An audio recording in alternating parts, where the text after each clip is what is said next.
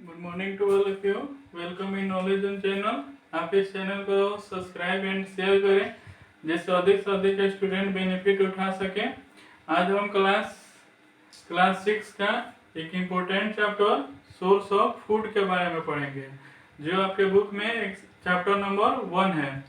अब यहाँ पे सोर्स ऑफ फूड, तो यहाँ पे उसमें हमको पढ़ना है फूड होता क्या है। तो जैसे यहाँ पे जानते हो कि कोई भी मशीन है, उसको चलने के लिए क्या चाहिए, फ्यूल चाहिए। यानी उसको एनर्जी कहाँ से मिलता है, फ्यूल से। जैसे डीजल पेट्रोल किरोसिन ऑयल हुआ, उसी तरह हमको भी हमारे बॉडी है उसको ग्रोथ करने के लिए, एक जगह से दूसरी जगह ट्रेवल करने के लिए एनर्जी चाहिए। वही एनर्जी कहाँ से आता है, फूड से आता है। तो मशीन के लिए फ्यूल क्या हो गया, डीजल पेट्रोल किरोसिन ऑयल हो गया। उसी तरह हमारे लिए फ्यूल क्या हो जाएगा, फूड हो जाएगा।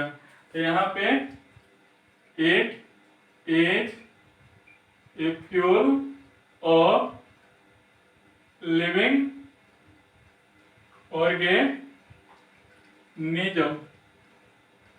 अब इसका इम्पोर्टेंट क्या है, यानी फूड का क्या क्या हमारे डेली लाइफ में इम्पोर्टेंट है। इट प्रोवाइड एनर्जी, यानी ये हमें क्या करता है, एनर्जी प्रोवाइड करता है। It help to growth of body and body movement, यानी ये बॉडी के को ग्रोथ करता है और बॉडी को एक जगह से दूसरे जगह जाने में एनर्जी प्रोवाइड करता है। अब यहाँ पे पढ़ना है न्यूट्रिएंट के बारे में। तो न्यूट्रिएंट क्या होता है, तो a chemical substance which obtained from food and used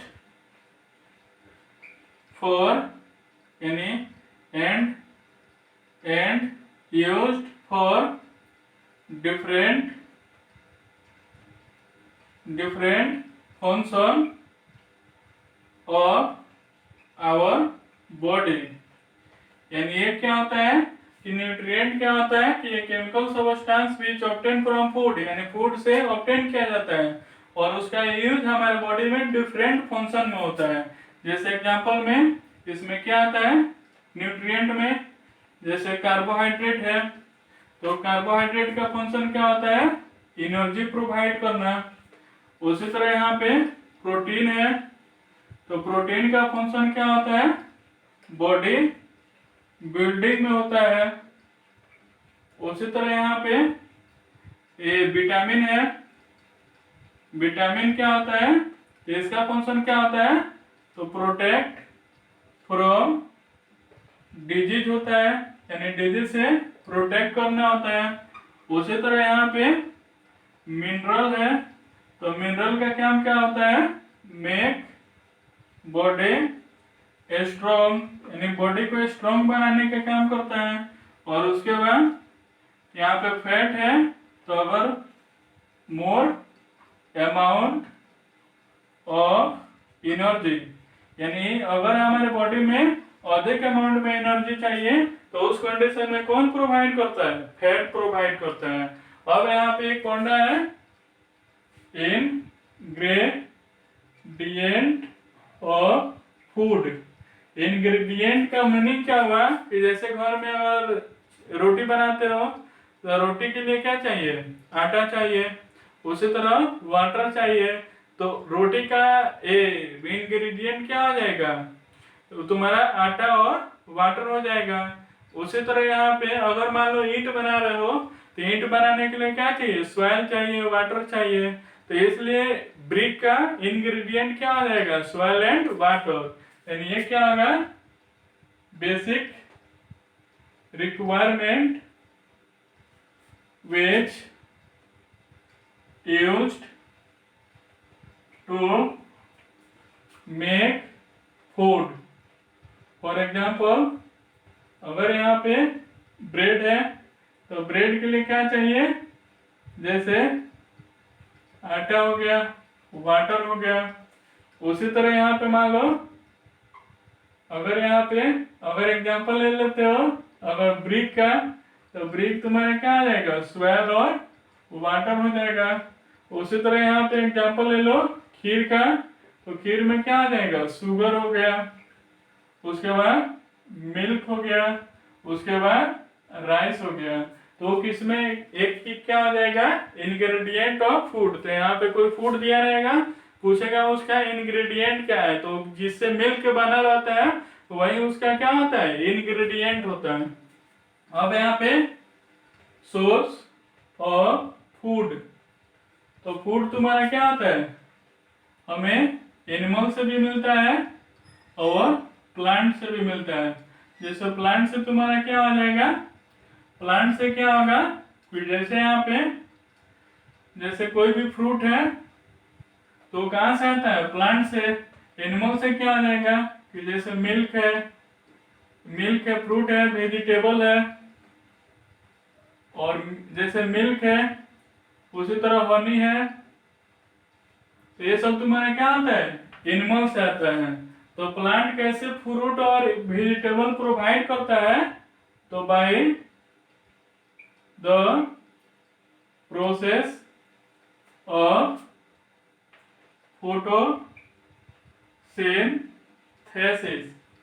और फोटोसिंथेसिस होता क्या है, it is a process in which plant make their food in presence of sunlight, chlorophyll, water and mineral is known as photosynthesis। और इसका equation याद रखना कि जैसे यहाँ पे CO2 प्लस H2O, जब यहाँ पे सनलाइट में रखोगे और क्लोरोफिल के प्रेजेंस में, तो ये क्या होगा, CO2C6H12O6 प्लस O2। तो यहाँ पे इसको क्या कहते हैं हम, कार्बन डाइऑक्साइड। इसको क्या कहते हैं, वाटर, इसको ग्लूकोज और इसको ऑक्सीजन। तो उस कंडीशन में याद रखना कि यहाँ पे प्लांट क्या करता है, अपना फूड किसके प्रेजेंस में, सनलाइट। सनलाइट कहाँ से आता है, सन से।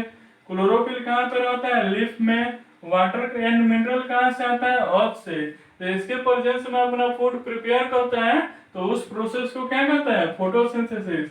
और फोटोसिंथेसिस का इक्वेशन याद रखना। उसके बाद इसमें कुछ बेसिक टर्म है, उसको याद रखना कि जैसे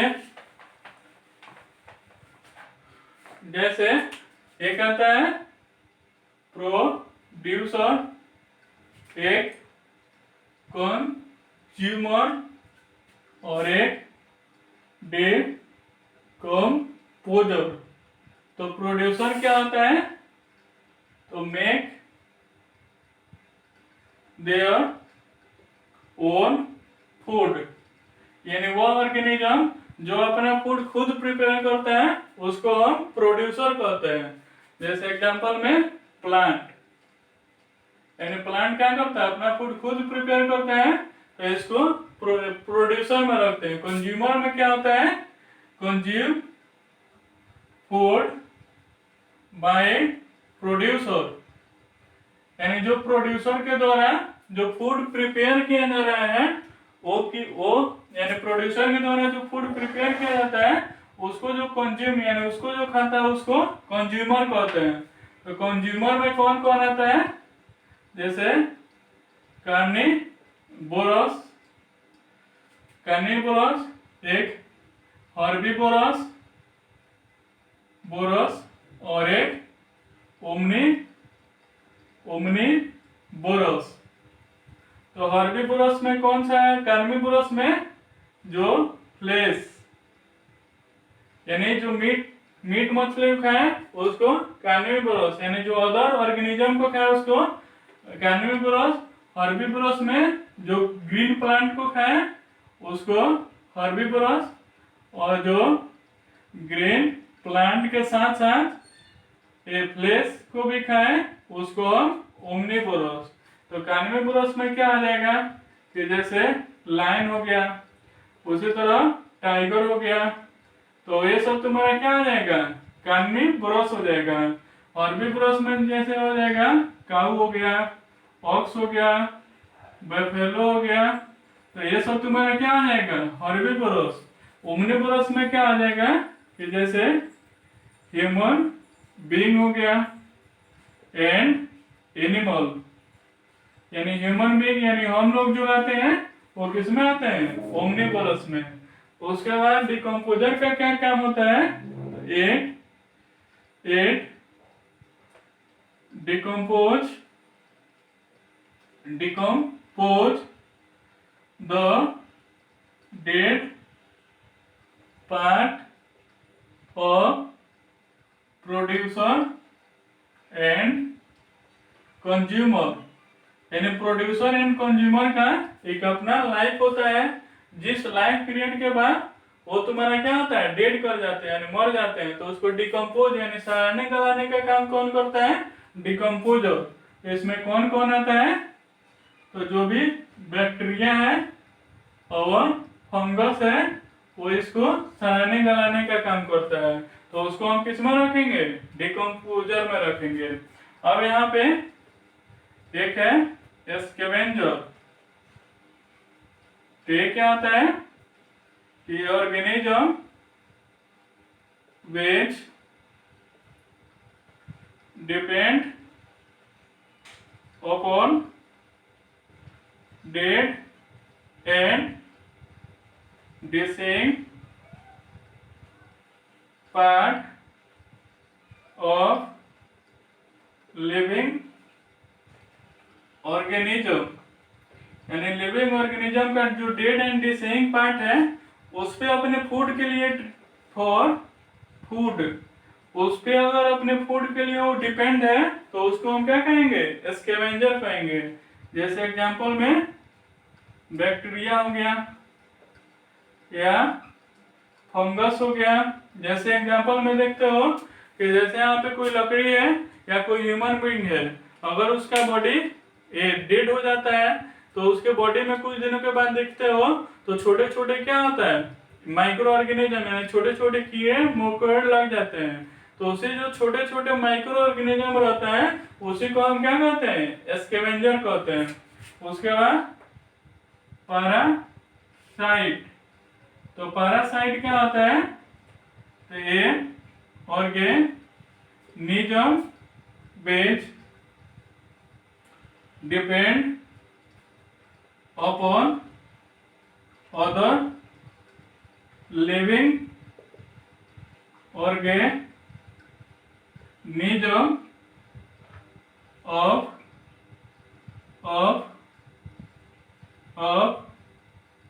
other species for their food। तो उसको हम किस में रखेंगे? पैरासाइट। पैरासाइट का मतलब क्या होगा? इसमें वह ऑर्गेनिज्म होता है जो फूड के लिए दूसरे ऑर्गेनिज्म पे डिपेंड होता है। जैसे यहाँ पे एग्जांपल में जैसे लीच हो गया या मॉस्किटो हो गया, तो उसमें देखोगे तो लीच किस पे डिपेंड रहता है? एनिमल पे, जिसको हिंदी में क्या कहते हैं? जोक कहते हैं। और मॉस्किटो किस पे डिपेंड रहता है? एनिमल और ह्यूमन बीइंग। तो उस कंडीशन में देख रहे हो कि यहाँ पे मॉस्किटो और एनिमल दोनों क्या अलग अलग स्पीसीज है, यानी दोनों का जो स्पीसीज है क्या है? डिफरेंट है, और ये इस पे डिपेंड हो रहा है। तो इसलिए अगर कोई लिविंग ऑर्गेनिज्म किसी दूसरे लिविंग ऑर्गेनिज्म पे डिपेंड है तो उसको हम क्या कहते हैं, पैरासाइट। और इसमें लास्ट है फूड चेन। तो फूड चेन का मीनिंग क्या होता है कि जैसे ग्रास है, तो ग्रास को ग्रास हॉपर खाया, ग्रास हॉपर को फ्रॉग खाया, फ्रॉग को मान लो स्नेक खाया, और स्नेक को मान लो ईगल खाया। तो उस कंडीशन में क्या है, ग्रास पे ग्रास हॉपर डिपेंड है, ग्रास हॉपर पे फ्रॉग डिपेंड है, फ्रॉग पे स्नेक डिपेंड है, और स्नेक पे ईगल डिपेंड है। तो सब एक दूसरे से क्या है, एक लिंक से जुड़ा हुआ है। तो उसी लिंक को हम क्या कहते हैं, फूड चेन। यानी ये क्या होता है, a chain in which living organism connected to each other for food is known as food chain। तो जो यहाँ पे साइंस का जो चैप्टर 1 है वो यहाँ तक कंप्लीट हुआ। तो इसको चैप्टर 1 को खोल के एक बार शुरू से सेल्फ स्टडी कर लेना, इसका क्वेश्चन आंसर सॉल्व कर लेना। अगर इसमें कोई प्रॉब्लम आ रहा है तो उसको कमेंट बॉक्स में या व्हाट्सएप नंबर पे मैसेज कर देना, उसका सॉल्यूशन मिल जाएगा।